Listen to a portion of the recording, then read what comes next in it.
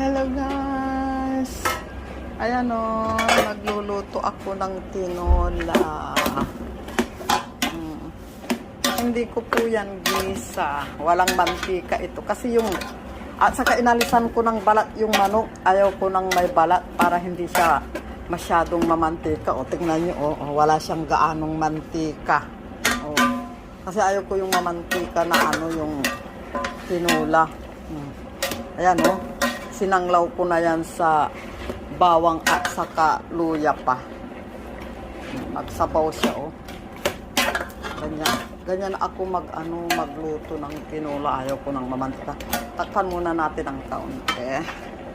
Tapos ihulog na natin itong papaya, sibuyas at saka sili. Oh. Ayun yung malunggay, hindi ko pa yan na sa tangkay niya, oh.